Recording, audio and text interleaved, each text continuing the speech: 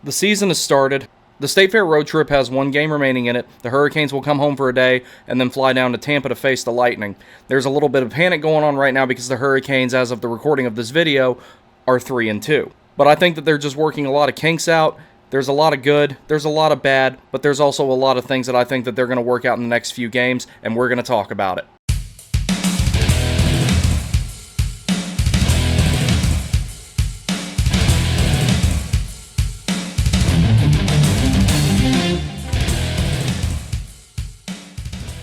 What's up, everybody? I wanted to do a mailbag this week. I don't really have time to fit that into the show because if I throw the mailbag in, the show's already going to be pretty long because we're going to talk about the games from this past week, and we're going to talk about the upcoming ones next week and everything like that. So I'll do a mailbag at some point in the near future and everything like that.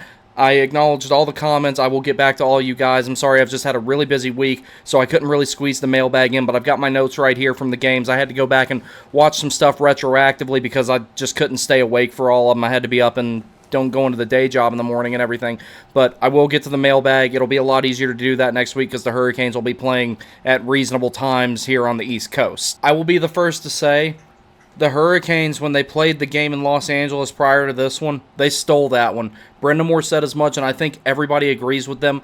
I don't know anybody on this planet, whether they're a fan of the Hurricanes or not, that would claim that Carolina played a good game that night. They did not. That was one of the worst ones I have seen since Brendan Moore took over the team, in my opinion. That lackadaisical effort that they had, particularly in the second and third period, still seemed to be there when they started in the first period against Anaheim. So things I noticed immediately in the first period, they looked like they had no legs, no gas. They were allowing entries into their own zone seemingly uncontested. The back checking was not there. The defensive pairs were all bad except for Slavin and Burns, and even with them I could barely give them a B+. As far as the first period goes. The first period was just an absolute disaster, and Anaheim got to their game early and delivered 3 goals that would prove to be incredibly consequential in this game. So the Hurricanes had some moments where it looked like they were trying to establish a forecheck, but they never really got there, in my opinion. Sam Carrick opens up the scoring on a feed from Leeson. Very shortly after, Frankie Vetrano manages to get a goal. Pavel Mintyukov with an absolute snipe. The Hurricanes allowing a ton of traffic in front of their own net. And like I said before, the first period was where they had the biggest glaring mistake, in my opinion. The back check was not there. And when the back check is going for the Hurricanes, they're really good at denying entries. The defense steps up, executes hits, poke checks, you name it, they deny entry. They did that hardly at all in the first period. They looked absolutely flat. They were just straight up not good. There is no other way to put it. The first period in Anaheim was a carryover of how bad they were playing in Los Angeles. So they had a chance to get some life at the end of the second period.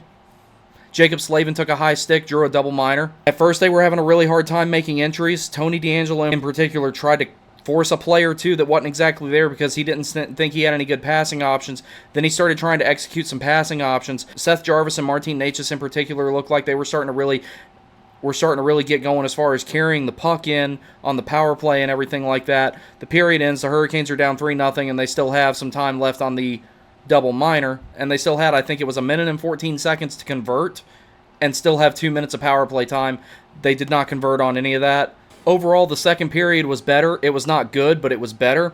Teuvo Teravainen scored an absolute beauty of a goal that I'm going to actually make a separate video examining because there was a little bit more to it than I think maybe some people noticed as far as him changing his grip on the stick to make sure he knocked it down where he did. Frankie Vetrano then scores again off of a wrist shot late in the first period to make it 4-1 Anaheim, and the Hurricanes are back to a 3-goal deficit. So in this period, the Hurricanes did look better. They looked like they got a little bit more to their game. The forechecking was a lot better. The 200-foot game was a lot better. They had a lot more possession time, but they had already dug themselves quite the hole, and it looked like they weren't going to get out of it. So Teuvo Teravainen scores his 4th goal in 3 games at this point, scoring on a one-timer on the power play, which as far as I've noticed was actually a new look for the power play, having Burns and Orlov together, but that does give you 2 very lethal shooting options. Both of those guys like to shoot with power. They like to use the slap shot. They like to throw all their weight into it when they shoot, so that could be a good thing in terms of shot saturation and getting shots through. Orlov was still having a little bit of a difficult time. Once he gets a little bit more used to how the Hurricanes execute the power play, I think he'll start getting more shots through and more shots on net. He's not doing it a whole lot yet, but it was a little bit better than it was especially in comparison to the home opener. A lot of people are panicking about Orlov. We're going to talk about that when we get done with the game summaries and everything like that. But short version is, I don't think anyone needs to panic about Orlov. Burnsy's a prime example of that. It took him about 8 to 10 games, I would say, before he really truly adapted to the system. And once he figured it out, he was fine. So special teams were becoming a factor. The Hurricanes getting to that forecheck and everything, they started getting under the Ducks' skin. They drew another penalty, and they scored another power play goal. Michael Bunting gave Martin Necas an absolutely beautiful feed out in front after D'Angelo distributed it from the blue line. At this point, they've made it a one-goal game. Brendan Moore, being the aggressive type of coach that he is when the Hurricanes are down, he pulls the goalie. Cam Fowler fires at 190 feet and scores. The Hurricanes pull the goalie again. Frankie Vetrano completes the hat trick on another empty net goal. 3-goal first period proves to be incredibly costly for the Hurricanes as they would end up losing 6-3. Now, as I stated in last week's show, Anaheim has a lot to build on, particularly with their centers. With guys like Zegras, Terry, and Leo Carlson, they're going to be very, very deep down the middle, and they're really going to be able to build around that, and those guys give them a lot of excellent transition games. Trevor Zegras is not the greatest defensive center, but he is incredibly dangerous when he has the puck. He's incredibly dangerous when his team has the puck. He's really good at finding open ice, and we already know all that magical stuff he can do with his hands. He was given way too much time and space in particular.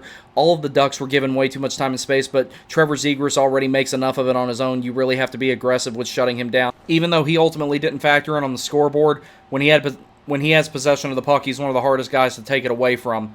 Also, shout out to Lucas Dostal. He had an absolutely excellent game. I think he has a really bright future with the Anaheim Ducks when the day comes that John Gibson eventually either signs somewhere else, gets traded, or moves on. But don't let those 3 goals that he let in fool you. Lucas Dostal absolutely stood on his head. The Hurricanes did challenge him a lot more in the second and third period than they did in the first, but he was a real difference maker for Anaheim in that game. The shots on goal per period is actually pretty indicative of how the game went as a whole. You can tell the Hurricanes were outshot in the first period, but 11-8 is not indicative of how much better the Ducks were playing than them in the first period. In the second period, the Hurricanes improved drastically, and in the third period, they took much more control of the game. They were 2 for 6 on the power play that night, so that's one good thing that's going there.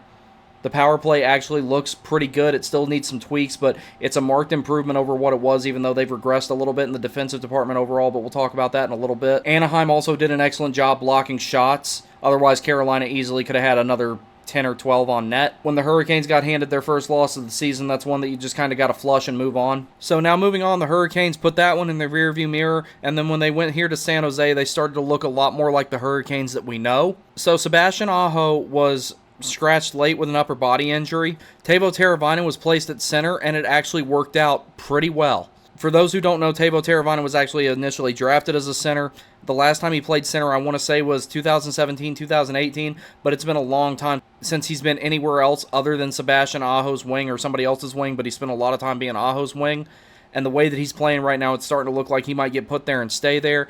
There's the case to keep Teravainen somewhere else in the lineup for the sake of talent distribution. But having them together in special team situations, particularly on the penalty kill, I think is going to prove to be really advantageous once Aho's back. So first off, the Hurricanes definitely started this game off strong. Despite that, Fabian Zetterlund managed to sneak in behind Brent Burns, fires a wrist shot home from the slot to make it 1-0. The Hurricanes answered back really quick with a power play goal from Seth Jarvis. The cool part about this goal to me was Bunting was in the high slot, acting in the bumper spot, but he was incredibly mobile. He was moving a lot more than a lot of people typically do in the bumper spot to try and find some open space and everything like that. Michael Bunting is an absolute honey badger anywhere close to the net and anywhere in the high slot. We're just seeing the beginning of how many high danger chances he's going to generate and he's going to finish. It was a very impressive primary assist there that he executed for Seth Jarvis. So at the end of the first period, I was a little bit worried. It looked like the Canes were maybe going to get goalied. Mackenzie Blackwood was playing incredibly well. Shots were 16-3 at the end of the first period. Unfortunately, Freddie Anderson took a puck to the mask. Doug Bennett went out and checked him out, and he came out of the game.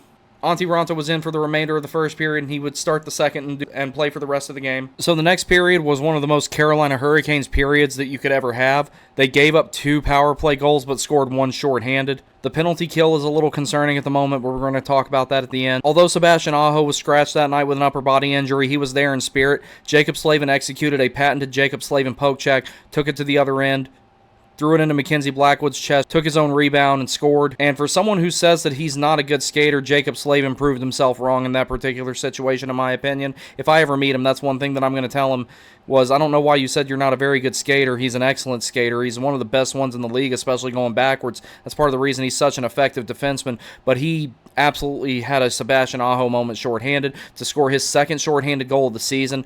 Father Slavin's starting to open up on the offensive side of things a little bit. I think he could get into double digits for goals this year. He's never had more than 8. That would be really cool to see while he's still maintaining that defensive game. And thus far this season, I still think that he's been absolutely solid being a defenseman. He's still the best shutdown defenseman in the National Hockey League, and I think he will be for the foreseeable future. The Hurricanes kept their foot on the gas for the most part in the second period. Penalty kill had a bit of a rough time. Philip Zadina and William Eklund both managed to score on the power play, sending the Hurricanes into the third period 3-2. Two big things that I'm noticing with the defense overall, again, we'll talk about it more at the end. Two big things I'm noticing with the defense overall. The penalty kill is not holding the box as well as it used to. Guys are kind of getting out of position. They're not holding their quadrants very well to have way more net front presence than they normally do. So that's some stuff that they got to clean up. Part of that's the new personnel changes and everything like that. Part of it's the fact that they're on one of the most arduous road trips in the NHL. The important thing in this game, though, even though they got down, they did not quit. Third period comes around. Steph Nason does what he does best, working in tight around the net and getting greasy goals. He gets one on the power play.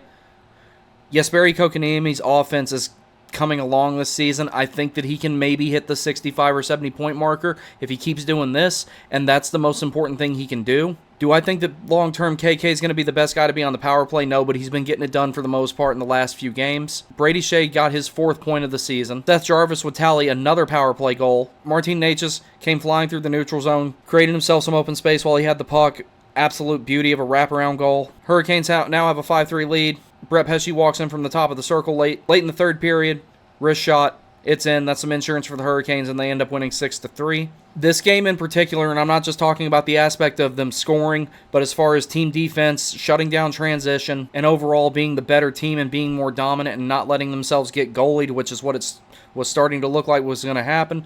This game, including the home opener, this game was the most complete game the Hurricanes have played yet. There were still some hiccups, particularly in the second period. The score kind of reflects that. The penalty kill needs some work. I never thought I would say that about this team, but right now it needs some tweaking. But this was the most complete effort, the best team defense, the best shutdown game, the best transition game I've seen the Hurricanes play from beginning to end of a game. And even then, it wasn't perfect. They're not back to where they need to be just yet. But we're also only 5 games into the season. We're going to talk about a game that was almost nearly as bad as the LA game. One other thing I want to mention before moving on to the next game, Mackenzie Blackwood was excellent, especially through the first 2 periods. So, one, kudos to him for having as good of a game as he did and keeping San Jose in it. And kudos to the Hurricanes for breaking through the brick wall, because we Canes fans know better than anybody, goalies can steal games for you. And we've seen that at our end, and we've seen it at the other end plenty of times, especially in the last few years. So in this game, as far as the whole game goes, minus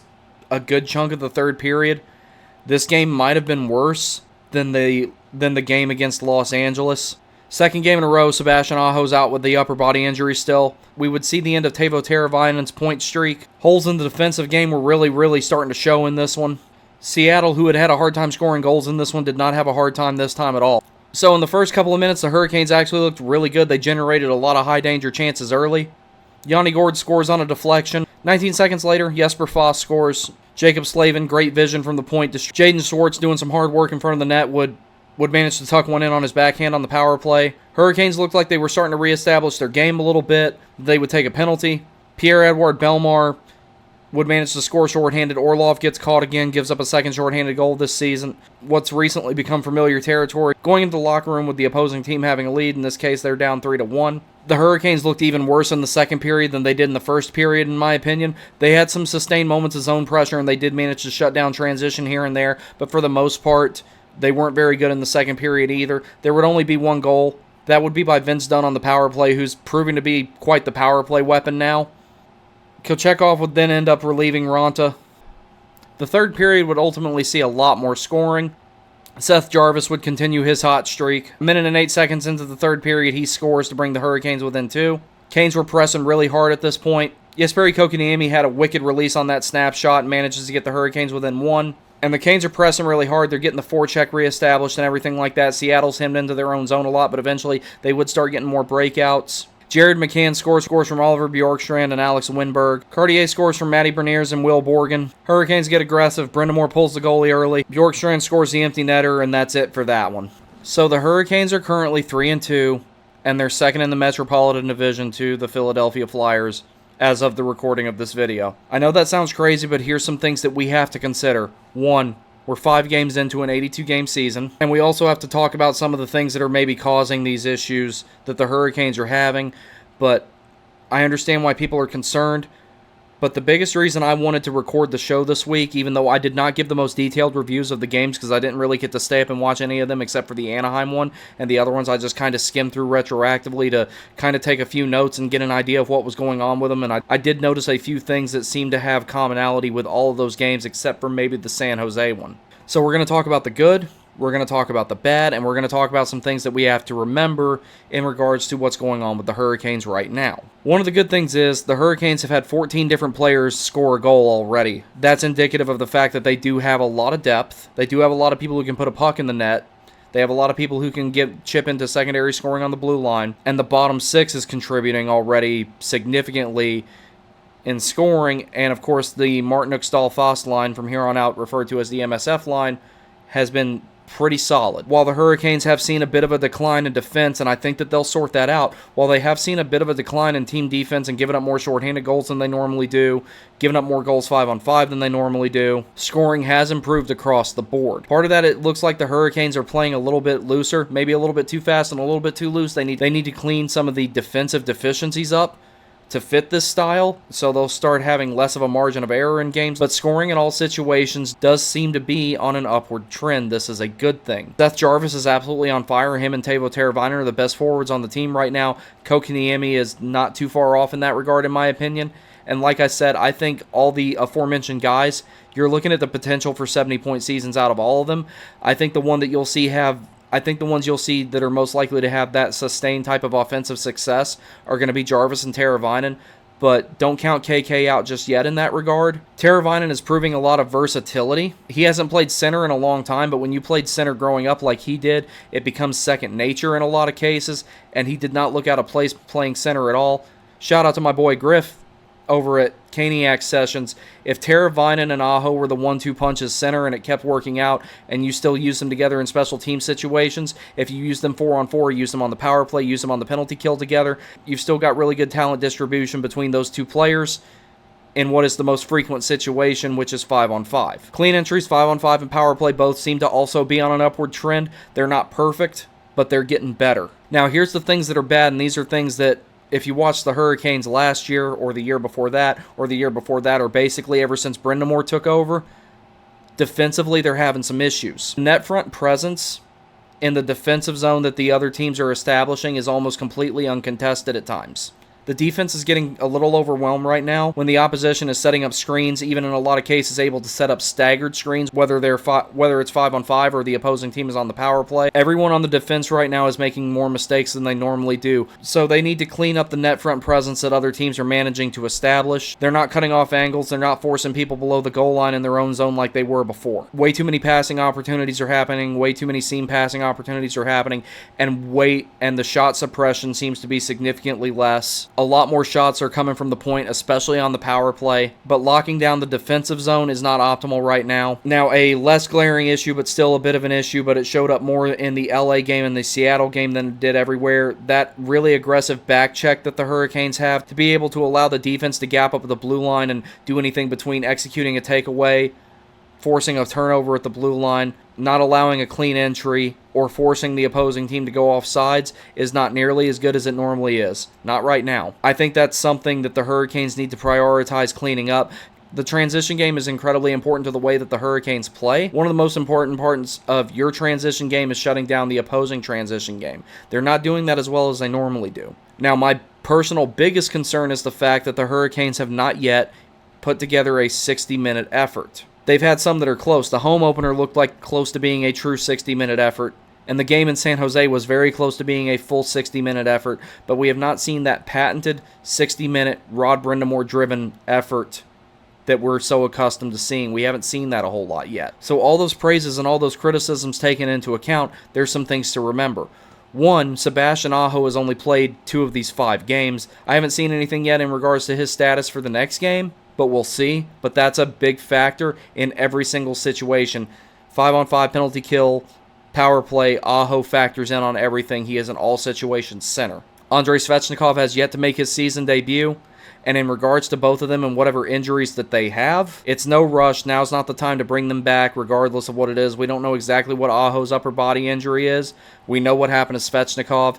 That used to be a career-ending injury. What happened to Svechnikov? Let's not rush him back. The second thing to remember, 5 games. We are only 5 games into an 82-game season, and the West Coast swing, the State Fair road trip, is an incredibly arduous road trip. It used to be a successful road trip if the Hurricanes came back with half of the available points. And they can still do that, but their biggest test is coming up, and we're going to talk about that in a moment. There's also some personnel turnover. Some people are a little bit concerned with Dmitry Orlov being -10. I've said this a million times. I need to make an individual video about it, but plus-minus is kind of a deceptive stat. I think it needs to be used in very, very small sample sizes. In the case of Dmitry Orlov, the -10 is not indicative of a huge problem at the moment. And with the Colorado game coming up, the Hurricanes will have played 5 games in 7 days. This is a good time to work out the kinks and experiment. The Hurricanes have only played 1 Eastern Conference team, that was the Senators, and they're an Atlantic Division team, so it's not as consequential of a 4-point swing as it would be if they were playing against a Metropolitan Division team. Now, in regards to the logjam on the defense, Brendan Moore said it's not an ideal situation, but, we already knew all that. The trade that never came, be it of Pesce or Shea, it looks like it could potentially harm the Hurricanes, at least in the short term. I'm not sure how they're going to sort that out. Tony DeAngelo and Jalen Chatfield both bring different things to the table. And like I said before, I think Jalen Chatfield is the more well-rounded defenseman, but Tony DeAngelo is more of a specialist in the regard of what he does. There's a place for both of them, but there's a logjam, there's the AHL affiliate situation, there's all kinds of things here that could cause a problem. But if the Hurricanes are going to experiment playing against Western Conference and Atlantic Division teams as they have been doing thus far in this season, now's a good time to experiment and figure some stuff out.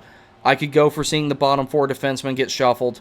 Y'all know how much I love Tony DeAngelo. If he sat for 1 game while they figured stuff out, I wouldn't be opposed to it, but while he's not been perfect, nobody has been. I don't think he's been nearly as bad as people are saying that he is. Orlov will adjust. Give him time. He will be a good structured defenseman once he really adapts to the Hurricanes system, because he was playing in Washington, which was much more of a freewheeling offensive style than the Hurricanes have, and then he went to Boston, and then he came here. The likeliness that the Hurricanes are going to go all season without needing both of those guys in the lineup because somebody has to sit a few games because they're injured or something, or somebody getting traded, I would say, is slim to none. Alrighty, so everything that you just saw was recorded last night. I realized it was 2:30 in the morning. I'm like, okay, let me knock this off. And now I'm going to talk about the upcoming games that the Hurricanes have. 2 of the opponents that we're going to see this week, we've already seen last week in that of San Jose and Seattle, so we're going to be wrapping up the season series with them, so we won't be talking about them too much. The big test for the Hurricanes is tonight, Saturday night, against the Avalanche, and then they'll have another big test when they go to Tampa. So we're going to talk mostly about those 2 games and what the Hurricanes can do to make sure that they come out of those with W's. Then we'll touch on the Seattle and San Jose games. So the Colorado Avalanche made some significant off-season moves after having an unexpected exit to the aforementioned Seattle Kraken in the first round last year in the playoffs. Make no mistake, they are still a very dangerous team. They are a cup contender. They're still very, very good. They have a blue line that is on par with the Hurricanes on paper and in practical application. Another thing to remember, unfortunately, Gabriel Landeskog will not be playing as he's had a cartilage replacement, so he's out for the season, but that's part of the reason why the Avalanche made the offseason additions that they did. In the offseason, they added Miles Wood, who is one of my favorite players to watch. He's an excellent bottom 6 energy player. He chips in some offense, but more than anything, he gets in on the forecheck. He's really physical. He will cause problems in our end. If the breakouts are not executed well, Miles Wood will either force a turnover and make you pay for it, or at a minimum, he's going to limit your ability to exit your own zone the entire night. Ross Colton, he's got a very shoot-first mentality as a winger, also very physical. Jonathan Drouin, I know people talk about him being a bust. Avalanche took a flyer on him to maybe see if they could make him better. Ryan Johansson, former Nashville Predator, was added to help out their center depth.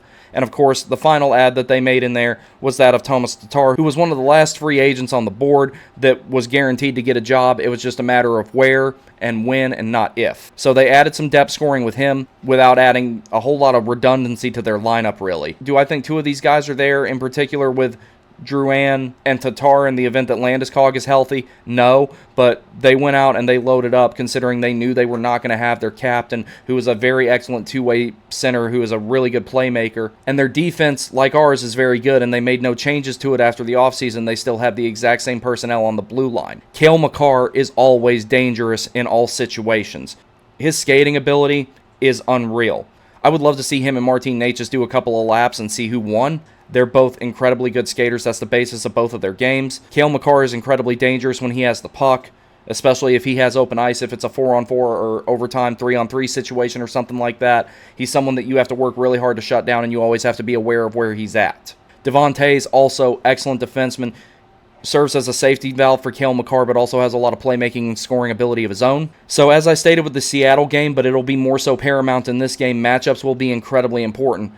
When you have guys like McKinnon and Mikko Rantanen, getting the shutdown lineup against them as much as you can to open up the top six, being up against the rest of the lineup, is really important.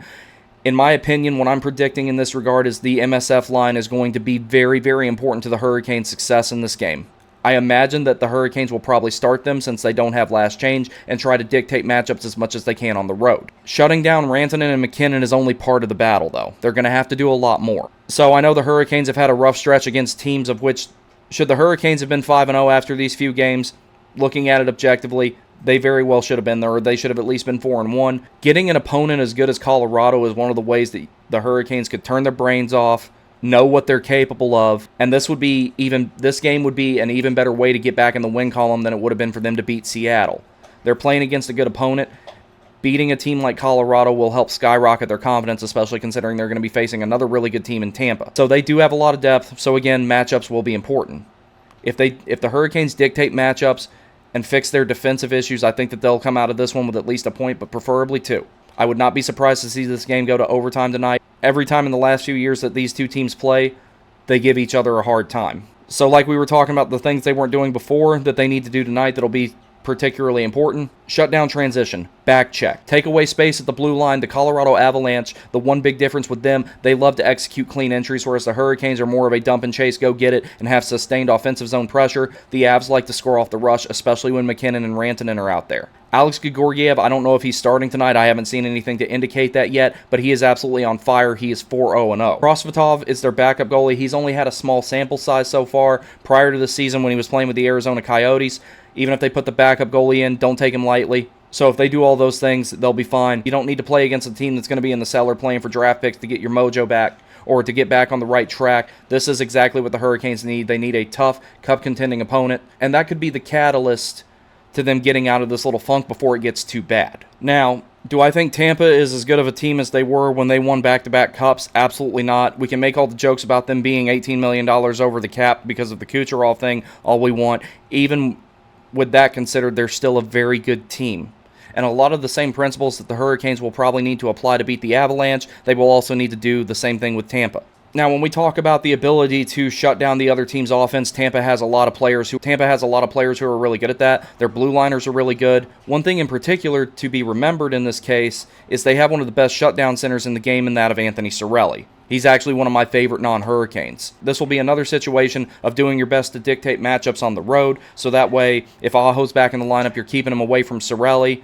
Penalty killing will be important. Special teams will be a factor in this game. Tampa's power play always has the ability to be lethal with Kucherov, Stamkos, and Hedman, and Point in particular. Also, don't be surprised if that game gets a little rough. They have a lot of guys on that team who like to be physical and be bruisers. Austin Watson, Ace Amont, Tanner Jeannot. Nick Paul has been a really good fit in their system, and they rounded out their defensive depth by adding Calvin DeHaan, former Hurricane, in free agency. So the big thing to remember with this, they will not have Andrei Vasilevskiy. You are more likely to generate legitimate scoring chances, legitimate high-danger chances, and actually finish on them. You have a higher possibility of scoring against almost any other goalie in the world than you do Andrei Vasilevskiy. He is still the best. Beating Vasilevskiy with anything other than getting him to move laterally, getting him to go down too early, getting to where he can't see pucks, is about the only ways you're going to beat him. You typically don't beat Andre Vasilevsky with clean looks. So to summarize what I think the Hurricanes could do best in this particular game, play like they have Vasilevsky, generate quality high-danger chances. The guys like Michael Bunting, the guys like Steph Nason, guys like that you brought in to get you greasy goals. Greasy goals are what's going to be what beats the Lightning most of the time, and this is another situation where the Hurricanes need to play that type of game, even with Vasilevsky not being present. If the Hurricanes can win those next 2 games in particular, I think the confidence will skyrocket, guys will settle in a little bit more with each other, and then I think after that, when they come back to face Seattle and San Jose at home, they can beat the Sharks again. Maybe this time not let the special teams dictate too much of the game like they did with San Jose.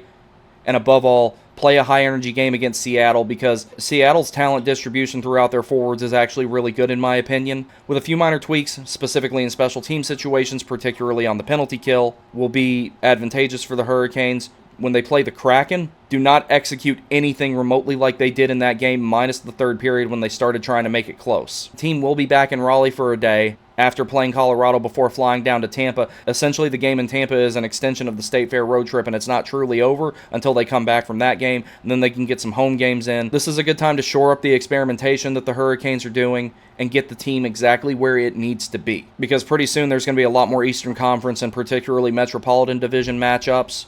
They're going to have games more consistently at home, and then they can really start making some hay. I don't want to say it's paramount that the Hurricanes win the Metropolitan Division, but the more home ice advantage they can have in the playoffs, considering they're a defense-first team that benefits heavily from matchups, the better. So that's all I've got for this video. Thank you guys very much. I plan on putting some more content out this week, working on the Nikishin video, all kinds of other stuff. I will do my best to have the mailbag ready next week. Thank you guys for the comments. Thank you for the views. Thank you for the support. Thank you for everything. If you like this video, please like, comment, share, subscribe, all the good YouTube stuff. Consider donating to my Buy Me a Coffee. The link is in the description. Thank you very much. Y'all take care. I'll see you next time.